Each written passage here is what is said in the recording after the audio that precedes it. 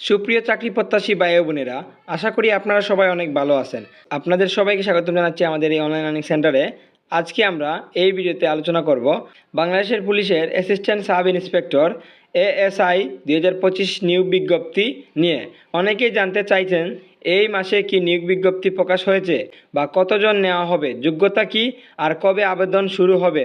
আসুন আজকের এই ভিডিওতে আমরা বিস্তারিত জেনে নিই। বন্ধুরা, চলতি সেপ্টেম্বর 2025 সালে কোনো আনুষ্ঠানিক নিয়োগ বিজ্ঞপ্তি প্রকাশ হয়নি, তবে বাংলাদেশের পুলিশের পক্ষ থেকে ঘোষণা এসেছে নির্বাচনের আগে মোট 4000 জন ASI নিয়োগ দেওয়া হবে।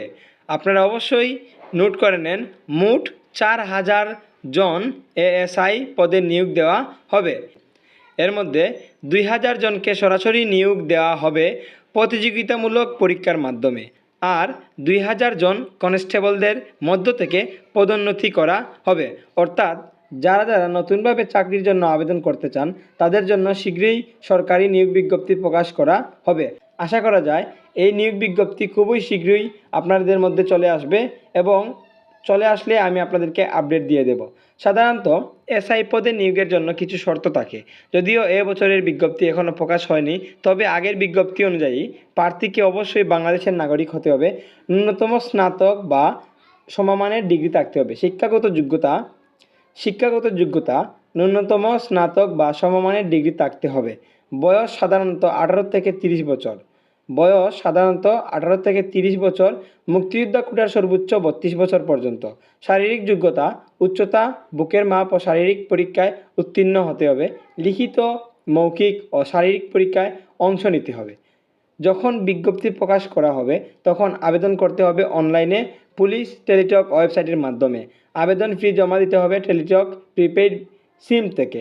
এছাড়া বিস্তারিত নির্দেশনা থাকবে বিজ্ঞপ্তিতেই, তাই আপনারা নিয়মিত বাংলাদেশ পুলিশ ওয়েবসাইট এবং policeTeletalk.com BD ভিজিট করবেন।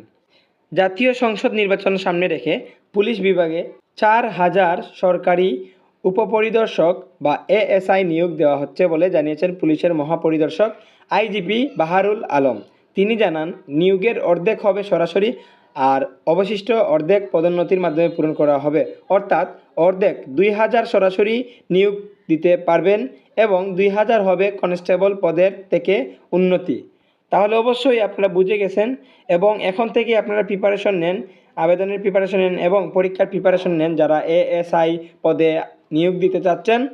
আর যদি আপনারা চাকরির খবর পেতে চান সবার আগে, তাহলে অবশ্যই আমাদের চ্যানেলটিকে সাবস্ক্রাইব করবেন।